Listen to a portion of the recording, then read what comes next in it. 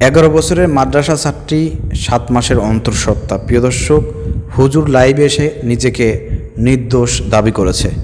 এখন একটা পদ্ধতি আছে প্রিয় দর্শক, ডিএনএ টেস্ট ছাড়াও ডিএনএ টেস্ট করার আগেও একটা পদ্ধতি রয়েছে, যে পদ্ধতির মাধ্যমে প্রিয় দর্শক, যে হিসাবের মাধ্যমে হুজুর নিজেকে নির্দোষ প্রমাণ করতে পারে।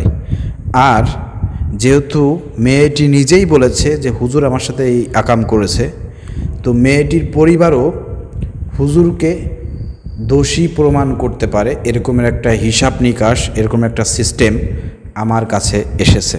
প্রিয় দর্শক, 2 মিনিট হিসাব করলে পারেই বেরিয়ে আসবে যে প্রকৃতপক্ষে হুজুর এই কাজ করছে নাকি করে নাই, নাকি এই কাজের সঙ্গে অন্য কেউ জড়িত আছে, নাকি এই পরিবার মিথ্যা কথা বলতেছে। প্রিয় দর্শক, ডিএনএ টেস্ট ছাড়াও এই পরীক্ষা নিরীক্ষা, এই হিসাব করা সম্ভব।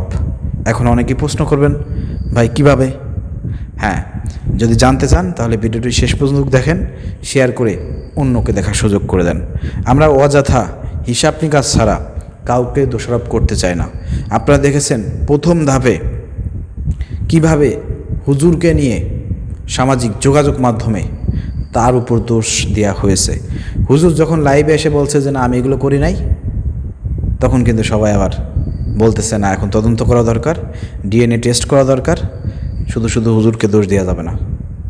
হ্যাঁ প্রিয় দর্শক, অবশ্যই ডিএনএ টেস্ট করে সত্য উদ্ঘাটন করতে হবে, প্রকৃত দোষীকে খুঁজে বের করে শাস্তির আওতায় আনতে হবে, যাতে নেক্সট টাইম এরকমের ঘটনা ঘটানোর মতন দুঃসাহস যাতে কেউ দেখাইতে না পারে। প্রিয় দর্শক, ডিএনএ টেস্ট এখন যদি করানো লাগে তাহলে এটা লং প্রসেসিং, এটা হবে, মামলা হলে অবশ্যই এগুলো হবে, কিন্তু এগুলো লং প্রসেসিং, ততদিন পর্যন্ত কেউ এই ঘটনা মনে রাখবে না। কিন্তু আমি আপনাদেরকে এমন একটা পদ্ধতি, এমন একটা হিসাব নিকাশ দেখাবো, যার মাধ্যমে আপনি নগদ এখনই আমার ভিডিওটি দেখার মধ্যে দিয়ে আপনি বুঝতে পারবেন যে এই পদ্ধতিতে, ডিএনএ টেস্ট ছাড়াও এই পদ্ধতিতে খুব সহজেই হিসাব নিকাশ করে প্রিয় দর্শক প্রকৃত আসামি যে, অথবা হুজুর এই কাজ করছে কি করে নাই, এটা খুঁজে বের করা সম্ভব।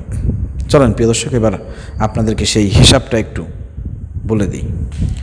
তার আগে একটু বলতে চাই প্রিয় দর্শক, যারা আমার এই চ্যানেলে আছেন, পেজে আছেন, পেজটি ফলো করেন, চ্যানেলটি সাবস্ক্রাইব করেন, ভিডিও দেখবেন, ভিডিও শেয়ার করে দেবেন, কমেন্ট করে আপনার মূল্যবান মতামত জানাবেন।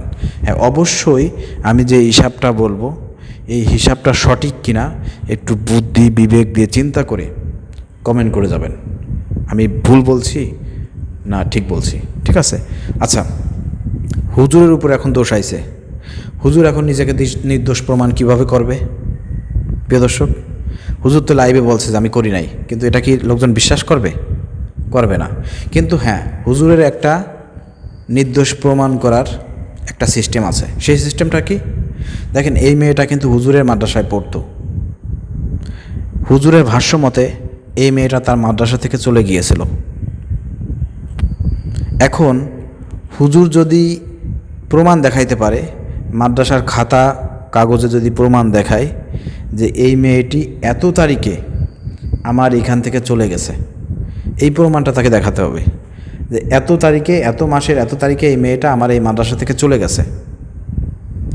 যদি সে প্রমাণ করে দেখাইতে পারে যে এই মেয়েটা দীর্ঘ 7 মাস হয়ে গেছে সে আমার এখান থেকে চলে গেছে, অথবা 7 মাস, 8 মাস, 9 মাস, 10 মাস, 11 মাস, ঊর্ধ্বে যত মাস আছে, এই হুজুর যদি প্রমাণ করতে পারে যে এই মেয়েটি আমার এই মাদ্রাসা ছেড়ে 7 মাস হয়ে গেছে, 8 মাস, 9 মাস, 11 মাস হয়ে গেছে, চলে গেছে, এটা যদি হুজুর খাতা কলমে প্রমাণ করে দেখাইতে পারে, ওই অ্যাবসেন্টের খাতা অথবা প্রেজেন্টের খাতায় দেখাইতে পারে, তাহলে কিন্তু হুজুর নির্দোষ প্রমাণিত হবে।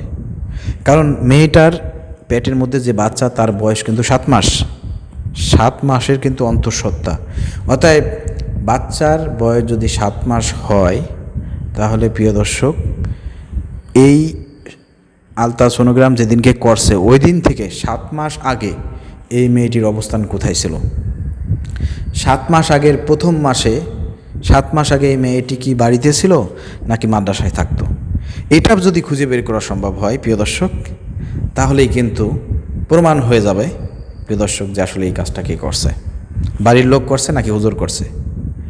7 মাস আগে যদি মেয়েটা দেখা যায় যে 6 মাস আগে যদি মেয়েটা মাদ্রাসায় থাকে, তাহলে 6 মাস হোক, 3 মাস হোক, 4 মাস হোক, 5 মাস হোক, মেয়েটা যদি মাদ্রাসায় থাকে তাহলে কিন্তু এই কাজটা হুজুরের দ্বারাই সম্ভব হওয়ার সম্ভাবনা থাকবে। প্রিয় দর্শক বুঝেন, কথাগুলো বুঝেন কিন্তু। এখন হুজুর যদি প্রমাণ করে খাতা কলমের মাধ্যমে যে না এই মেয়েটি আমার এইখান থেকে প্রায় আরও 8 মাস আগে 9 মাস আগে চলে গেছে, তাহলে কিন্তু এই দোষ হুজুরের উপর আসবে না। কারণ 8-9 মাস আগে যদি এই মেয়েটা চলে যায় তাহলে তার পেটের যে বাচ্চা এটা তার বাড়ি থেকে হয়েছে, কারণ পেটে বাচ্চা 7 মাস, পেটে যদি 7 মাসের বাচ্চা থাকে আর 8 মাস আগে যদি মেয়েটা মাদ্রাসা থেকে চলে যায় তাহলে তো এটা হুজুরের দোষ আসবে না, তাই না?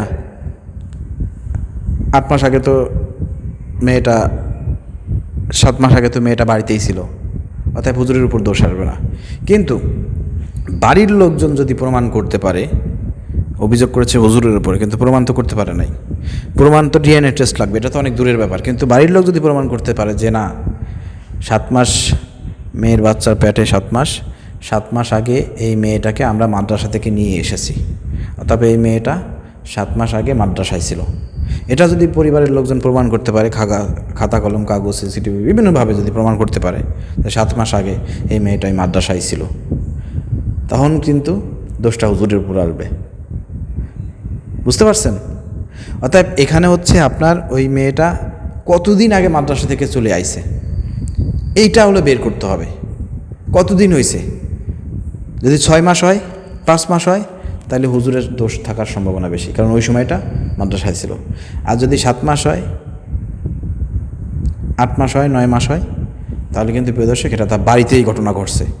হুজুর যেটা বলেছে, মেয়েটা নাকি বলছে তার নানার সঙ্গে থাকতো, একসাথে ঘুমাইতো, নানার যে চেয়ার ছবি আমরা দেখলাম ধ্বজভাঙ্গা এবং শরীরের যে স্ট্রাকচার, তার দ্বারা কি 11 বছরের একটা মেয়েকে 1-2 ঘন্টা গুতগুতি করলেও তো আমার মনে হয় যে কাজ হবে না।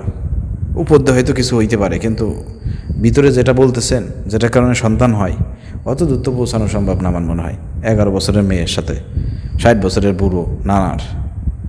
তো প্রিয় দর্শক, এইভাবেই একটা হিসাব নিকাশের মাধ্যমে যে কত মাস আগে এই মেয়েটা মাদ্রাসা থেকে গেছে আর কত মাসের বাচ্চা পেটে আছে, এইভাবে হিসাব নিকাশের মাধ্যমে আমরা খুব সহজেই প্রিয় দর্শক কিন্তু এটা প্রমাণ করার একটা সুযোগ আছে। হুজুরও প্রমাণ করতে পারে নিজেকে নির্দোষ, অথবা ফ্যামিলিও প্রমাণ করতে পারে যে না হুজুর এই কাম ঘটাইছে, যেহেতু মেয়েটা বলছে হুজুর করছে আর হুজুর বলতেছে আমি করি না, এটা পরিবারের কেউ করতে পারে। ডিএনএ টেস্ট অনেক পরের ব্যাপার, এই জন্য আমি এই সিস্টেমটা আপনাদেরকে বলে দিলাম। এটা হয়তো আগে কেউ শোনেন নাই কারো কাছ থেকে, আমি ফার্স্ট বলে দিলাম এই সিস্টেমটা। এখন হুজুর সব ডকুমেন্টস দেখান, আপনি এই মেয়েটা কবে গেছে মাদ্রাসা থেকে প্রমাণ দেখান, ডকুমেন্টস দেখান, তাহলে জনগণের কাছে হিসাব করতে সহজ হবে যে এটা কি আপনার মাদ্রাসায় থাকতে হয়েছে নাকি বাড়িতে যাওয়ার পরে হয়েছে।